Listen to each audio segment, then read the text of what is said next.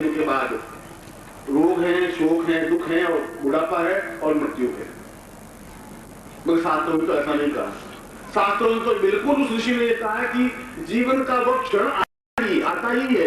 ये अलग बात है कि आपके जीवन में कोई ऐसा चिंतन मिले, ऐसा चिंतक मिले, मार्गदर्शक मिले, आपको लक्ष्य की ओर गतिशील करने वाला कोई नेतृत्व मिले जो बता सके कि ये तो तुम हो, ये तुम्हारा क्षण है। वो बता सके कि तुम्हारे प्रभु ने तुम्हारे जीवन का उद्देश्य इस वजह से आपको पैदा किया है, इस वजह से आपको बड़ा किया है। ये अगर नहीं कर सकोगे तो जीवन में पूर्णता प्राप्त नहीं हो सकती।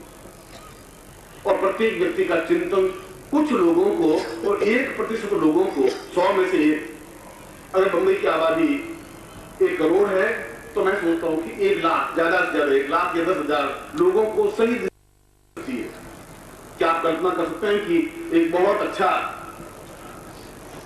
क्रिकेट का खिलाड़ी और उसको कहें तुम राजनीति में जाओ तो राजनीति में सफल नहीं हो सकता, और बहुत अच्छा राजनीति में सफल होने वाले व्यक्ति को कहें कि तुम एक व्यापारी बन सको तो शायद सफल व्यापारी नहीं बन सकता। और यदि बिरला जी को कहें तुम अच्छे क्रिकेटर बन जाओ तो अच्छे क्रिकेटर नहीं बन सकते, क्योंकि उनके जीवन का प्रभु ने एक अलग उद्देश्य के लिए निर्माण किया है। बिरला जी को बनाने के पीछे जीवन का कोई उद्देश्य होगा और क्रिकेट के खिलाड़ी को बनाने के पीछे जीवन का उद्देश्य होगा। उनको वो क्षण पकड़ में आ गया और उस रास्ते पर गतिशील हो गए, और तुम्हें उस क्षण का पकड़ मालूम नहीं है कि तुम्हारे जीवन का उद्देश्य क्या है। इसलिए आप चारों तरफ हाथ पैर मार रहे हैं, कभी व्यापार के लिए, कभी नौकरी के लिए, कभी पत्नी के सुख के लिए, कभी अपने पुत्र के लिए, कभी पौत्र के लिए, कभी अपने रोग मुक्ति के लिए, कभी आध्यात्म के लिए, कभी यज्ञ के लिए, और उसके बावजूद भी यज्ञ में और जीवन में पूर्णता प्राप्त नहीं हो पा रही है। जब जीवन में पूर्णता प्राप्त नहीं हो सकती तो न धर्म हो सकता है, न अर्थ प्राप्ति हो सकती है, न परिवार का ढंग से पालन पोषण हो सकता है, और न मृत्यु को अमृत्यु में बदल सकते हैं। क्योंकि यह तो निश्चित है कि हम क्षण क्षण और प्रतिक्षण मृत्यु की ओर अग्रसर है। अगर हमारी जिंदगी के 70 साल हैं, प्रभु ने 70 साल दिए और आपने 45 साल भोग लिए हैं, तो 25 साल ही बाकी रहे हैं। 25 साल में भी अब एक एक क्षण आपका उस संसार की ओर जाने के लिए उद्यत है, आप माने या नहीं माने। वह तो जीवन नहीं है, क्योंकि प्रभु ने आपको एक मानव जीवन दिया है और किसी ने आपके इस मानव जीवन को चोट नहीं दी है कि आपका जीवन का लक्ष्य उद्देश्य क्या है। ऐसा किसी गुरु ने समझाया नहीं, इसलिए नहीं समझाया कि गुरु खुद अपने आप को नहीं समझ सके। जब गुरु खुद नहीं समझ सकेगा तो शिष्य को भी नहीं समझा सकेगा, फॉलोअर्स को नहीं समझा सकेगा, श्रोताओं को भी नहीं समझा सकेगा। वह खुद ज्ञान चिंतन युक्त हो तो समझा सकता है। उसको खुद को अपने जीवन का मूल रूप से मालूम है तो दूसरों के मूल रूप को समझा सकता है। अपने जीवन के सूत्र मालूम है, दूसरे के सूत्रों को स्पष्ट कर सकता है। और इसीलिए यदि वे जीवन के सूत्र, यदि जीवन का उद्देश्य, यदि जीवन के चिंतन और यदि जीवन की अपूर्णताएं हैं तो ऋषि कह रहा है पूर्णेश्वरी, मेरे जीवन की जो भी अपूर्णता है, और अलग अलग व्यक्तियों की अलग अलग अपूर्णताएं हैं, आप प्रत्येक व्यक्तियों की अलग अलग आवश्यकताएं हैं, अलग अलग अपूर्णताएं हैं। किसी को संतान नहीं है और किसी को संतान है तो अयोग्य संतान है तो पुत्र है। किसी का शरीर स्वस्थ है तो पैसा बिल्कुल नहीं है, धन है तो तबियत ठीक नहीं है, धन और तबियत दोनों ठीक हैं तो पारिवारिक सुख मिलना चाहिए, वह नहीं है। जीवन में अपूर्णताएं हैं और प्रत्येक व्यक्ति की जीवन में अपूर्णताएं इसलिए हैं कि उनके जीवन में गुरु ने पूर्णता को स्थापित नहीं कर सका। इसलिए नहीं कर सका, वह क्षण आया ही नहीं जिंदगी में, और यदि आया भी होगा आपकी जिंदगी में तो आप उस क्षण को पकड़ नहीं पाए और आप पकड़ सकते भी नहीं, जो आपको मालूम ही नहीं कौन सा क्षण मेरा है। इसीलिए शास्त्रों ने कहा है कि जीवन में गुरु यदि सही गुरु है तो, क्योंकि गुरु 2 प्रकार के होते हैं। एक गुरु जो भिक्षुक होते हैं, मैं गुरु हूं इसलिए मैं अपने बारे में भी दोष रूप चिंतन करा देता हूं, गुरुओं के बारे में और शिष्यों के बारे में भी। शिष्य को अगर मैं डांट के पढ़ सकता हूं तो गुरु की न्यूनता को भी स्पष्ट कर सकता हूं। न तो अपने व्यक्तित्व को खंडित किया है, मैं इस बात की चिंता करता हूं कि क्या जीवन में होगा। जो कुछ है मुझे तो अपना भविष्य, अपना जीवन का चिंतन बिल्कुल स्पष्ट है, एक एक क्षण का पता है मुझे, और मुझे पता है कि मुझे शिष्यों का भी पूरा पता है। इसलिए पूरा पता है कि उन शिष्यों के तार मेरे जीवन से जुड़े हुए हैं, मैं इस बात को जानता हूं। तार कमजोर है वो अलग बात है, आप उस धागे के सहारे चल नहीं पा रहे वो अलग बात है, मगर धागे जुड़े हुए जरूर हैं। नहीं जुड़े होते 1 करोड़ में से आप लोग यहाँ पे नहीं खड़े होते। नहीं होते तो फिर आप मुझसे मिल नहीं पाते, और नहीं होते तो मैं फिर दर्द की बात आपको कहता भी नहीं। मैं तो सीधा प्रोटेस्ट करता कि आप भगवान का भजन करिए, यदि मैं आहुति दीजिए, आपका कल्याण होगा, आशीर्वाद है, मैं अपने घर चला जाता, आप अपने घर चले जाते। ये फिर जीवन की समस्याओं को सुलझाने की बात मैं नहीं करता। और ये जीवन को समस्या की सुलझाने की जो बात है वो पहली बार नहीं कह रहा हूं, पिछली जिंदगी में मैं आपको आवाज दे चुका हूं, ये बातें आपको कह चुका हूं। और मैं कह चुका हूं कि जीवन के क्षण आपके हाथ से निकलते जा रहे हैं, और मैं गुरु हूं और आप मेरे शिष्य हैं। और शिष्य बनने के लिए जरूरी नहीं है कि आप मेरी सेवा ही करें या मेरे पैर ही दबाएं या मुझे 5 रुपए दक्षिणा ही दें, उससे शिष्य नहीं बन सकता। दक्षिणा देने से शिष्य नहीं बन सकता। अगर ऐसा गुरु चिंतन करता है कि यह शिष्य ज्यादा संपन्न है, इसको नजदीक बुला के बैठाया जाए, तो वह भिक्षुक बन सकता है, गुरु नहीं बन सकता। वह भिखारी है। जो शिष्य से मांगता है वो दे भी क्या सकेगा? खुद भिखारी और दूसरों को देने की क्रिया होगी भी क्या?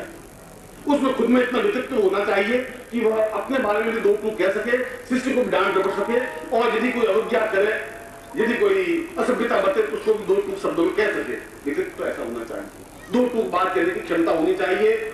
मेरी आजादी और मेरी जिंदगी को दुनिया में कोई छीन नहीं सकता, दूसरी मेरी चिंता नहीं है।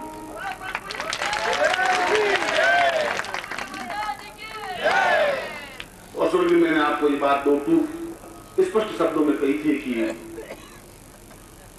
आपका मेरा शिष्य, आपका मेरा संबंध कोई संबंध नहीं, आप मेरे कुछ लगते ही नहीं। न तो आप मेरे बेटे हैं, मेरी मां की गर्भ से आपने जन्म लिया नहीं, न आप मेरे भाई हैं, न मेरे आप पिता हैं, न मेरी बहन है, न संबंधी रिश्तेदार हैं। आपका मेरा शरीर का संबंध है ही नहीं, आपका मेरा प्राणों का संबंध है। और ये बहुत बड़ी बात।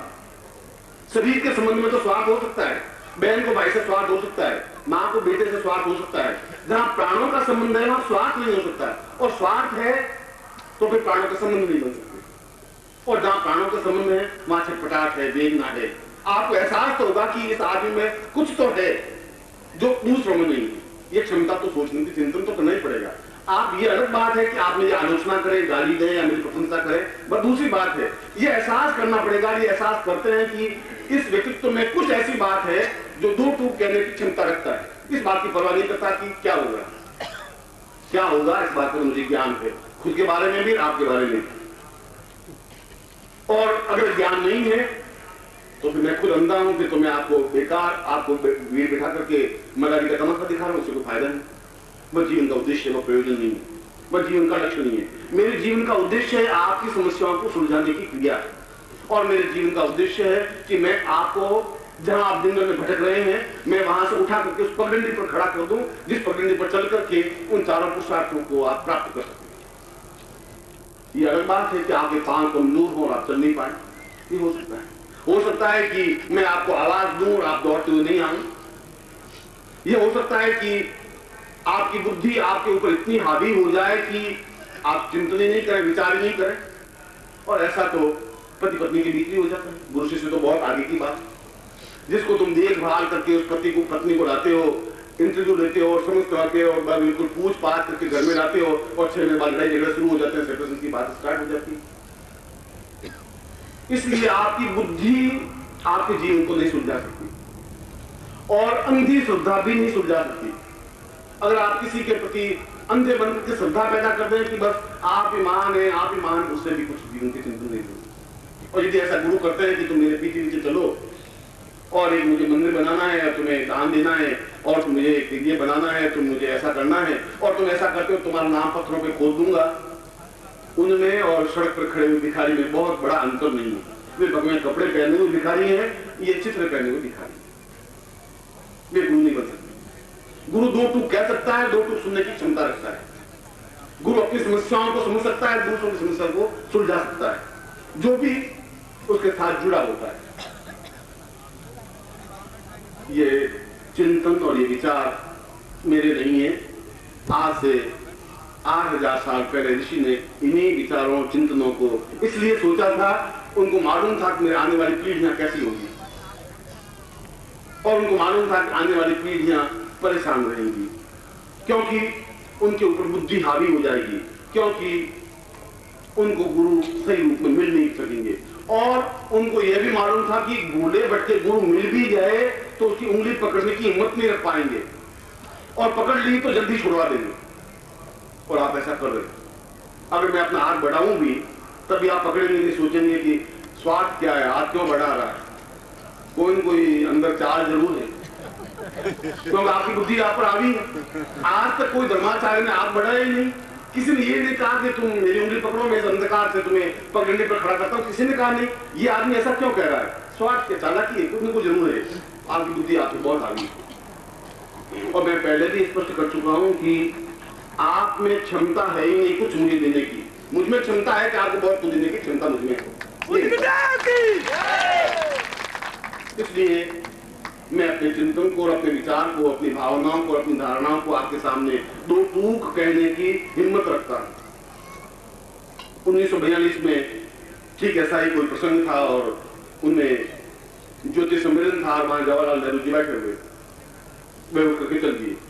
मैंने कहा नेहरू जी, जिंदगी में आपने सभ्यता सभ्यता बाद में सीख पाएंगे, पहले नीचे बैठे, मैं आपको समझाता हूं कि सभ्यता किसे कहते हैं, फिर मैं समझा सकूंगा। बाकी चिंता नहीं कि वो क्या है क्या होंगे, मगर अपनी बात को दो टूक कहने के लिए क्षमता, हिम्मत, साहस चाहिए। उसमें जो कुछ कह सकते हैं कि क्षमता रखता हो।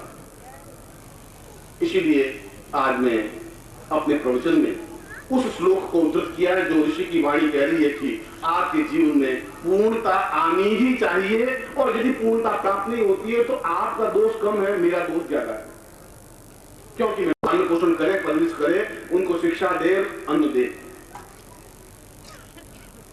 इसका मतलब ये नहीं आपकी जिम्मेवारी समाप्त हो गई। उस बच्चे की भी ड्यूटी है कि वो उसको पिता कहे और अटैचमेंट रखे, एक स्नेह संबंध बनाए। इसलिए मैंने कहा कि तुम्हारे मेरे देह के संबंध है नहीं, उस अटैचमेंट से, उस प्यार से, उस स्नेह से मेरा आपका नाता नहीं जुड़ सकता। आप प्राण दे सकते हैं तो मैं अपने प्राणों को आपके साथ जोड़ सकता हूं। और जब प्राण जुड़ जाएंगे तो सुबह मैंने जैसे प्रवचन में बताया कि अगर एक बहुत बड़ा कुंड पानी से भरा हुआ है तो छोटा कुंड अपने आप लबालब भर जाएगा। उसके लिए कुछ उसको प्रयत्न करने की जरूरत नहीं, पाइप लगाने की जरूरत नहीं, मोटर लगाने की जरूरत नहीं है। और अभी आप में क्षमता आ नहीं पाई है कि आप उस गुरु को पहचान सकें, उस गुरु के ज्ञान को पहचान सकें, उस गुरु को अपने प्राणों से जोड़ सकें। यह क्षमता आप में नहीं आ पाई। और यदि जीवन में कोई क्षण आया भी होगा, तो जिंदगी आपने 30, 35, 40 साल, 50 साल ली है, तो उस क्षण को पहचान नहीं सके होंगे। गुरु की कर्तव्य था कि आपको बताते कि यह क्षण तुम्हारा है। उसके बाद भी यदि वो पहचान नहीं सके, उस क्षण को नहीं पकड़ सके, तो वह तो भट्टरी कह रहे हैं कि प्रारब्ध के विघ्न भयान नीचे, मतलब सूर्य उगता तो है ही बेचारा, और सूर्य 8 घंटे तक उगता ही रहता है। अगर उल्लू अपनी आंखें बंद करके कहे कि सूर्य है ही नहीं, तो इसमें सूर्य का कोई दोष नहीं। सूर्य तो अपना पूरा काम करता ही है। मैं तो आपको आवाज देता हुआ, चोट देता हुआ, दरवाजे पर आहट देता हुआ और हृदय के ऊपर प्रहार करता हुआ कह रहा हूं कि क्षण तो आपके पास आ सकते हैं अगर आप उसको पकड़ सकें। फिर भी नहीं पकड़े, वह आपकी जिम्मेवारी, वह आपका उद्देश्य है। क्योंकि मैंने तो अपना हाथ बढ़ाने की कोशिश है, और उस हाथ बढ़ाने के पीछे आपसे पूरी जिंदगी में किसी प्रकार का कोई स्वार्थ नहीं है। यह स्वार्थ तो है कि आपके होठों पर एक मुस्कुराहट रहे, यह स्वार्थ तो मेरा है कि आपके चेहरे पर एक खुशी रहे, हंसी रहे। यह तो स्वार्थ है कि बुढ़ापे में आपके होठों पर मेरा नाम अत्यंत मधुरता के साथ आए। यह स्वार्थ नहीं है कि आप मेरे पांव दबाएं या सेवा करें या मुझे कुछ कमा के दें या मुझे हाथ जोड़ें या मुझे जोत मिले, ऐसा कोई स्वार्थ नहीं। ऐसा मैं जिंदगी बहुत देख चुका हूं। ये जो भीड़ है, इसे 10,000 शिष्यों को एक साथ बोलिंग करवा चुका हूं और 10-10 साल अपने साथ रख चुका हूं। और हिमालय में अगर मैं जिंदगी में रहा हूं तो उसी ठक के साथ रहा हूं, मस्ती के साथ रहा हूं, पूर्णता के साथ रहा हूं। उनको जीवन में जो कुछ वे प्राप्त नहीं कर सकते थे उनको प्राप्त करवाया है। अगर संन्यास शिष्यों को करवाया है तो फिर गृहस्थ शिष्यों को भी करवा सकता हूं।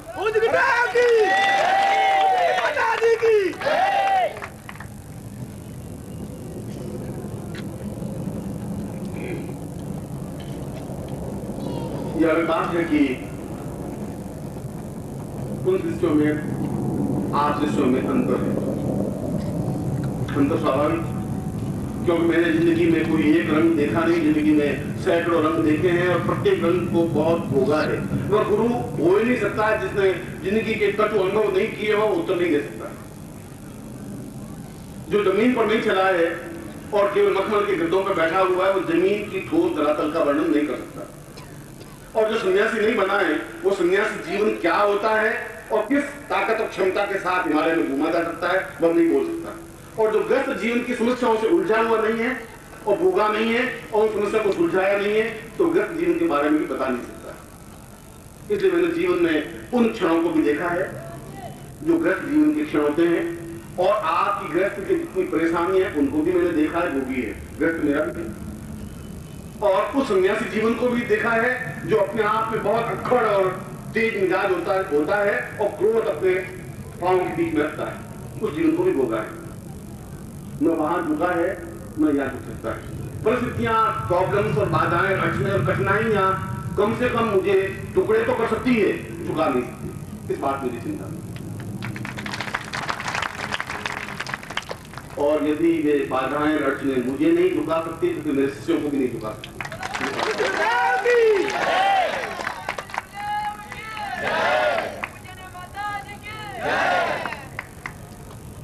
और इसीलिए ये आज के जो यज्ञ के विधान मैंने आपके सामने रखे, उन यज्ञों के विधान रखने के पीछे मेरा मकसद केवल इतना ही था कि एक चेतना पैदा हो सके, एक जागृति पैदा हो सके, एक एहसास हो सके कि कोई विकत्व भी होता है। केवल तिल जब होम कराने वाले को विकत्व नहीं कहते, कोई मंत्रों को बोलने वाले को विकत्व नहीं कहते। विकत्व उसको कहते हैं जिसमें एक प्राण संतरण की क्षमता होती है, एक उच्चारण करने की बात होती है, अपनी बात दो टूक गले के नीचे उतारने की बात होती है, और अपने शिष्यों की समस्याओं को, उनकी बाधाओं को, अड़चनों को समझने की क्षमता होती है। और इस बात का एहसास होता है कि इन शिष्यों का मेरे साथ क्या संबंध है। जब मुझे ये मालूम है कि ये पत्नी है, मेरा यह संबंध क्या है, तो मुझे ये भी मालूम है कि आप कौन है, आपके मेरे क्या संबंध है। ये बात बिल्कुल स्पष्ट है। इनके प्रति कर्तव्य कुछ और है, आपके प्रति मेरे कर्तव्य कुछ और है। इनके प्रति कर्तव्यों की पालन मैंने किया करूंगा, तो आपके प्रति भी कर्तव्यों का पालन करने के लिए ये बात कह रहा हूं। न मैंने अपने जीवन में न्यूनता रखी, सन्यासियों के बीच में भी, उनके सामने भी मैं उनको यही कहता था कि अगर तुम निखिलेश्वरानंद के शिष्य हो तो इस संसार में उसी दमखम के साथ खड़े रह सको, हिमालय की तरह, चट्टान की तरह खड़े होकर के, घबराने विचलित होने की जरूरत नहीं, तुम्हारा कोई कुछ अधिक कर ही नहीं सकता। और मैं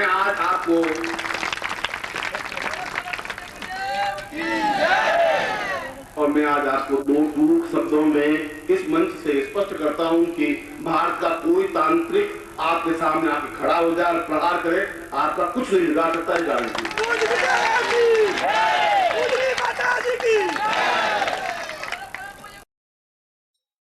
ओम परम तत्वाय नारायणाय गुरुभ्यो नमः।